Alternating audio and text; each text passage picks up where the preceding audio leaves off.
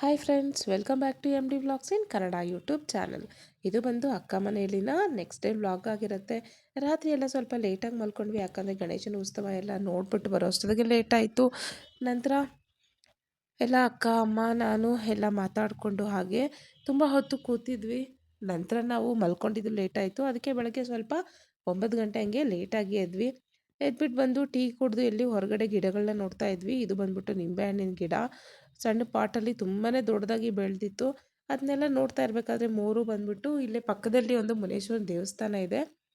ನೋಡ್ಬೋದು, ಈ ಬಂಡೆ ಇದೆಯಲ್ವ ದೊಡ್ಡದು, ಇದು ಬಂದ್ಬಿಟ್ಟು ದೇವಸ್ಥಾನದ್ದೇ. ಇದ್ರ ಒಳಗಡೆನೆ ಮುನೇಶ್ವರನದು ದೇವಸ್ಥಾನ ಇದೆ. ಅಲ್ಲಿ ಹೋಗ್ಬಿಟ್ಟು ಈ ಬಂಡೆ ಹತ್ತೋಣ ಅಂತ ಹಠ ಮಾಡ್ತಾ ಇದ್ದ. ಬೇಡ ಅಂದರೂ ಅವನು ಕೇಳಲಿಲ್ಲ. ಯಾಕಂದರೆ ಪ್ರತಿ ಸಲ ಅಕ್ಕ ಮನೆಗೆ ಬಂದಾಗೆಲ್ಲನೂ ಮೋರು ಈ ಒಂದು ಬಂಡೆನ ಹತ್ಬಿಟ್ಟು ಇನ್ನೂ ಸ್ವಲ್ಪ ಹೈಟಾಗಿ ಹತ್ತೋದಕ್ಕೆ ಟ್ರೈ ಮಾಡ್ತಾ ಇದ್ದ. ಈ ಸೈಡ್ನು ಹಂಗೆ ಮಾಡ್ದ. ನನಗೆ ಭಯ ಆಗ್ತಾಯಿತ್ತು. ಬಂಡೆ ಫುಲ್ ನೈಸ್ ಆಗಿದೆ, ಹಾಗೆ ಸ್ಟ್ರೈಟ್ ಇದೆಯಲ್ಲೋ ನೋಡ್ಬೋದು ನೀವು ಹೇಗಿದೆ ಅಂತ. ಎಲ್ಲಿ ಜಾರ್ತಾನೋ ಅಂತ ನನಗೆ ಭಯ ಆಗ್ತಾಯಿತ್ತು. ನಂತರ ಮೊಬೈಲ್ನ ಪಕ್ಕಕ್ಕೆ ಇಟ್ಬಿಟ್ಟು ನಾನು ಮೋರನ್ನ ಹಿಡ್ಕೊಳಕ್ಕೆ ಹೋದೆ. ಯಾಕಂದರೆ ಅವನು ಈ ಸರಿ ಸ್ವಲ್ಪ ಹೈಟಿಗೆ ಹತ್ಬಿಟ್ಟಿದ್ದ, ಅದಕ್ಕೋಸ್ಕರ. ನಂತರ ಅವನ್ನ ಕರ್ಕೊಂಡು ಮನೆಗೆ ಬಂದೆ. ಬರೋಸೋದಿಗೆ ಅಕ್ಕ ಇಲ್ಲಿ ಅಡುಗೆ ಮಾಡ್ತಾಯಿದ್ರು ಮಧ್ಯಾಹ್ನಕ್ಕೆ. ನಾನು ಬಂದ್ಬಿಟ್ಟು ಇಲ್ಲಿ ಅಪ್ಪಗೆ ಮೆಡಿಸಿನ್ ಹಾಕೋಣ ಅಂತ ಹೇಳಿಬಿಟ್ಟು ಬಂದೆ. ನೋಡ್ಬೋದು ಯಾವ್ಯಾವ ಟೈಮ್ಗೆ ಯಾವ್ಯಾವ ಮೆಡಿಸಿನ್ನ ಕಣ್ಣಿಗೆ ಹಾಕಬೇಕು ಅಂತ ಹೇಳಿಬಿಟ್ಟು ಎಲ್ಲ ವಿತ್ ಟೈಮಿಂಗ್ ಎಲ್ಲ ಅವರೇ ಬರೆದು ಕೊಟ್ಟಿದ್ರು. ಆ ಟೈಮಿಂಗ್ ಪ್ರಕಾರ ನಾವು ಒಂದೊಂದು ಡ್ರಾಪ್ನೇ ಹಾಕಬೇಕು. ಈ ಸರಿ ಬಂದು ಅಪ್ಪಗೆ ರೈಟ್ ಐ ಆಪ್ರೇಷನ್ ಆಗಿತ್ತು. ಸಾರಿ, ರೈಟ್ ಐ ಅಲ್ಲ, ಲೆಫ್ಟ್ ಐ ಮಾಡಿದರು. ಲಾಸ್ಟ್ ಟೈಮ್ ಬಂದು ರೈಟ್ ಐಗೆ ಮಾಡಿದರು. ಈ ಸರಿ ಒಂದು ಸ್ವಲ್ಪ ಅದು ಕಾಣಿಸ್ತಾ ಇಲ್ಲ, ಏನೋ ಸ್ವಲ್ಪ ಬ್ಲರ್ರಾಗಿ ಕಾಣಿಸ್ತಿದೆ ಅಂತ ಅದನ್ನು ಸರಿ ಮಾಡಿಸೋಣ ಅಂತ ಹೇಳ್ಬಿಟ್ಟು ಬಂದರು. ಬಟ್ ತುಂಬಾ ಚೆನ್ನಾಗಾಯಿತು ಈ ಸರಿ ಸರ್ಜರಿ ಎಲ್ಲನೂ. ಲಾಸ್ಟ್ ಟೈಮ್ ಸ್ವಲ್ಪ ಇನ್ಫೆಕ್ಷನ್ ಇದೆ ಅಂತ ಹೇಳಿದರು, ಬಟ್ ಈ ಸರಿ ಆ ಥರ ಏನೂ ಆಗಲಿಲ್ಲ, ಎಲ್ಲ ಚೆನ್ನಾಗಾಯಿತು. ಇಲ್ಲಿ ಬಂದು ಅಕ್ಕ ಬಿರಿಯಾನಿಗೆ ರೆಡಿ ಮಾಡ್ತಾ ಇತ್ತು. ನಾನು ಶೂಟ್ ಮಾಡೋಣ ಅಂದ್ಕೊಂಡೆ, ಬಟ್ ಆಗಲಿಲ್ಲ ಫುಲ್ಲಾಗಿ ಮಾಡೋದಕ್ಕೆ. ಬರೀ ಇಲ್ಲಿ ಚಿಕನ್ಗೆ ಮ್ಯಾರಿನೇಟ್ ಮಾಡೋದು ಮಾತ್ರ ನಾನು ವಿಡಿಯೋ ಮಾಡೋಕ್ಕಾಯಿತು ಅಷ್ಟೇ. ಅಕ್ಕ ಅಂತೂ ಬಿರಿಯಾನಿನ ತುಂಬಾ ಚೆನ್ನಾಗಿ ಮಾಡ್ತಾಳೆ. ಬಟ್ ಅವಳ ಥರ ನಾನು ಎಷ್ಟೇ ಟ್ರೈ ಮಾಡೋಕ್ಕೆ ಹೋದರೂ ಆ ಥರ ಟೇಸ್ಟ್ ನನಗೆ ಬರಲೇ ಇಲ್ಲ. ಐ ಥಿಂಕ್ ಬರೋದು ಇಲ್ಲ ಅನಿಸುತ್ತೆ ನನಗೆ. ಅಷ್ಟು ಚೆನ್ನಾಗಿ ಮಾಡ್ತಾಳೆ ಅಕ್ಕ ಅಂತೂ ಬಿರಿಯಾನಿನ.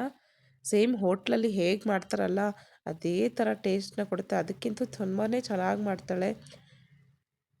ಸೊ ನಾನಿಲ್ಲಿ ಸ್ವಲ್ಪನೇ ವಿಡಿಯೋನ ಶೂಟ್ ಮಾಡೋಕ್ಕಾಯಿತು. ನಂತರ ನಾನು ಒಬ್ಬರು ಮನೆಗೆ ಗೆಸ್ಟ್ ಬರ್ತಾ ಇದ್ದಾರೆ. ಆ ಗೆಸ್ಟ್ಗೋಸ್ಕರ ನಾನು ವೆಯ್ಟ್ ಮಾಡ್ತಾ ಇದ್ದೆ.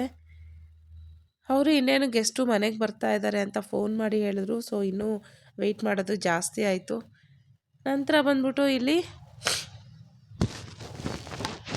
ಮೂರಿಗೆಲ್ಲ ಸ್ನಾನನೂ ಮುಗಿಸ್ಕೊಂಡು ರೆಡಿ ಮಾಡಿಸ್ಕೊಂಡು ಬಂದು ಕುತ್ಕೊಂಡಿದ್ವಿ ಹಾಲಲ್ಲಿ. ಹಾಗೆ ಒಂದು ಸ್ವಲ್ಪ ಹೊತ್ತು ಮಾತಾಡಿಕೊಂಡು ಟಿ ವಿ ನೋಡಿಕೊಂಡು ಇದ್ವಿ. ಅಕ್ಕ ಬಂದ್ಬಿಟ್ಟು ಬೇಗ ಇಲ್ಲಿ ಅಡುಗೆಗೆಲ್ಲ ರೆಡಿ ಮಾಡ್ತಾ ಇದೆ. ಕರೆಕ್ಟಾಗಿ 1 ಅವರಲ್ಲಿ ಬಿರಿಯಾನಿ ಎಲ್ಲ ಮಾಡಿಬಿಟ್ಲು. ತುಂಬಾ ಟೇಸ್ಟಿಯಾಗಿತ್ತು.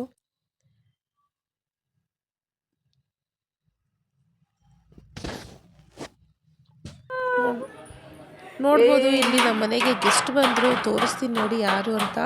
ಸೌಂಡು ನಮ್ಮ ಚಿಕ್ಕು ಮರಿ ಬಂದಿದೆ, ಅಂದರೆ ನನ್ನ ಮಗ ಬಂದಿದ್ದಾನೆ. ಊರಿಗೆ ಹೋಗಿದ್ನಲ್ವ, ಅವ್ನು ಬೆಳಗ್ಗೆನೇ ಲ್ಯಾಂಡ್ ಆದ. ಸೊ ನೋಡ್ಬೋದು ಫುಲ್ ಬಂದಿದೆ ಜೋರಾಗಿ ತಪ್ಕೊಂಡ್ಬಿಟ್ಟ. ನನಗಂತೂ ಫುಲ್ ಖುಷಿ ಆಯಿತು ನೋಡಿ. ఎక్కడ పెయింట్ నువ్వు ఎక్కడ పెయింట్ అగ్గో రాజత్త ఐ చెప్పు అందరికి హాయ్.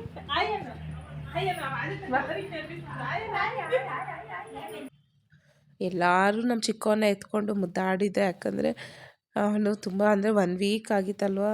ಅವನು ಯಾವಾಗಲೂ ನಾವು ವಿಡಿಯೋ ಕಾಲಲ್ಲಿ ತೋರಿಸ್ತಾ ಇದ್ವಿ. ಬಟ್ ಈ ಸರಿ ನಾನು ವಿಡಿಯೋ ಕಾಲು ಮಾಡಿ ತೋರಿಸ್ಲಿಲ್ಲ ಮನೆಗೆಲ್ಲನೂ, ಅಮ್ಮ ಅಪ್ಪಗೆಲ್ಲ.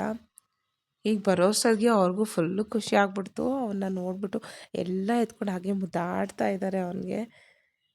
ಅವನು ಅಷ್ಟೇ ಫುಲ್ಲು ಜೋಶಾಗಿ ಆಟ ಆಡ್ತಾನೆ. ಅವನು ಒಂಥರ ಆ್ಯಕ್ಟಿವ್ ಆಗಿ ಏನು ಹೇಳಿದ್ರು ಇಲ್ಲ ಅನ್ನಲ್ಲ. ಪ್ರತಿಯೊಂದು ಕೆಲಸನೂ ಸಹ ಮಾಡೋದಾಗಲಿ, ಅವನು ಆಡೋದಾಗಲಿ ತುಂಬಾ ಇಷ್ಟ ಆಗುತ್ತೆ. ನೋಡ್ಬೋದು ಇಲ್ಲಿ ಬಂದಿದ್ದೆ ಅವನು ಚಪ್ಪಲಿ ಹಾಕ್ಕೊಂಡು. ಹಾಗೆ ಬಂದುಬಿಟ್ಟಿದ್ನಲ್ಲ, ನಾನು ಚಪ್ಪಲಿ ಹಾಕ್ಕೊಂಬಂದಿದ್ದೀನಿ ಅಂತ ಹೊರಗಡೆ ಹೋಗಿ ಚಪ್ಪಲಿ ಬಿಡ್ತಾ ಇದ್ದಾನೆ ಇಲ್ಲಿ. ನಂತರ ನಾನು ಮತ್ತು ಮೋರಿಗೆ ನೆನ್ನೆ ಚಪ್ಪಲಿ ತೊಗೊಟ್ಟೆ ಅಲ್ಲ, ಅದೇ ಥರದ ಚಪ್ಪಲಿ ನಾನು ಚಿಕ್ಕವನಿಗೂ ತೊಗೊಂಡೆ. ಯಾಕಂದರೆ ಅವ್ನಿಗೆ ಏನು ಕೊಡಿಸಿದ್ರು ನೆಕ್ಸ್ಟ್ ಇವನು ಕೇಳ್ತಾನೆ ನನಗೆ ಯಾಕೆ ತೊಗೊಂಡಿಲ್ಲ ಅಂತ, ಮತ್ತೆ ಅಳಕ್ಕೆ ಸ್ಟಾರ್ಟ್ ಮಾಡ್ತಾನೆ ಅಂತ. ಇವನಿಗೂ ಸಹ ನಾನು ಚಪ್ಪಲಿ ತೊಗೊಂಡಿದ್ದೆ. ಅದನ್ನೇ ಇಲ್ಲಿ ಅವ್ರ ಅಣ್ಣ ಮೋರು ತೋರಿಸ್ತಾ ಇದ್ದಾನೆ ಅವನಿಗೆ. ತೋರಿಸ್ಬಿಟ್ಟು ಅದರಲ್ಲಿರೋ ಪ್ಲಾಸ್ಟರ್ ಎಲ್ಲ ಸಹ ತೆಗೆದು ನೀಟಾಗಿ ಅವನ ಕಾಲಿಗೆ ಹಾಕ್ತಾ ಇದ್ದಾನೆ. ನೋಡ್ಬೋದು ಇಲ್ಲೇ ಅಪ್ಪನೂ ಅಷ್ಟೇ ಚಿಕ್ಕವನ್ನ ಎತ್ಕೊಂಡ್ಬಿಟ್ಟು ಮಾತಾಡಿಸ್ತಾ ಇದ್ದಾರೆ. ಬಟ್ ಅವ್ನು ಮಾತ್ರ ಫುಲ್ ಇಂಟ್ರೆಸ್ಟ್ ಎಲ್ಲ ಅವನಿಗೆ ಹೊಸ ಚಪ್ಪಲಿ ಮೇಲೇ ಇತ್ತು. ಅನಂತರ ಎಲ್ಲ ಒಂದು ಸ್ವಲ್ಪ ಹೊತ್ತು ಅವನ ಜೊತೆ ಆಟ ಆಡ್ಕೊಂಡಿದ್ದು. ಇಬ್ರಿಗೂ ಸಹ ಬಿರಿಯಾನಿ ಅಂದರೆ ತುಂಬಾ ಇಷ್ಟ. ಅದಕ್ಕೋಸ್ಕರ ನಾವು ಪ್ರತಿ ಸರಿ ಬಂದಾಗ್ಲೂ ಅಕ್ಕ ಬಿರಿಯಾನಿ ಮಾಡಿ ಕೊಡ್ತಾರೆ. ನೋಡ್ಬೋದು ಅಕ್ಕ ಮಾಡಿರೋಂಥ ಒಂದು ದಮ್ ಬಿರಿಯಾನಿ ಇದು ತುಂಬಾ ಚೆನ್ನಾಗಿ ಮಾಡಿದರು ಅಕ್ಕ. ಮಕ್ಕಳಂತೂ ತುಂಬಾ ಇಷ್ಟಪಟ್ಟು ತಿಂದರು. ನಾವು ತಿಂದ್ಬಿಟ್ಟು ಬೇಗ ಬೇಗ ರೆಡಿ ಆದ್ವಿ. ಅಕ್ಕ ಅವರು ಹೊರಗಡೆ ಹೋಗೋಕ್ಕೆ ಅವರು ರೆಡಿ ಆಗ್ತಾಯಿದ್ರು. ಯಾಕಂದರೆ ನಮ್ಮ ಭಾವ ಅವರ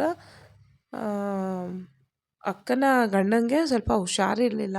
ಅವ್ರನ್ನ ನೋಡ್ಕೊಂಬರೋಣ ಅಂತ ಹೇಳ್ಬಿಟ್ಟು ಅವರು ರೆಡಿ ಆಗ್ತಾಯಿದ್ರು. ನಾವು ಇಲ್ಲಿ ಬೇಗ ತಿಂದ್ಬಿಟ್ಟು ನಾವು ಹೊರಟ್ವಿ. ಯಾಕಂದರೆ ಮಳೆ ಬರೋ ಥರನೂ ಇತ್ತು. ಅದಕ್ಕೋಸ್ಕರ ನಾವು ಬೇಗ ಬೇಗ ತಿಂದ್ಬಿಟ್ಟು ಆಟೋ ಬುಕ್ ಮಾಡಿಕೊಂಡು ನಾವು ಸಹ ಮನೆಗೆ ಹೊರಟ್ವಿ. ಬಟ್ ಆಟೋ ಬುಕ್ ಮಾಡ್ಕೊಂಡು ಹೋಗ್ತಾ ಇದ್ವಲ್ಲ, ಆಟೋಲ್ಲಿ ಒಂಥರ ಸ್ಮೆಲ್ಲಿತ್ತು. ಏನು ಸ್ಮೆಲ್ಲು ಅಂತ ಗೊತ್ತಾಗಲಿಲ್ಲ. ಫುಲ್ಲು ಕುತ್ಕೊಳಕ್ಕಾಗ್ತಾಯಿರಲಿಲ್ಲ ಆ ಥರ ಸ್ಮೆಲ್ಲು.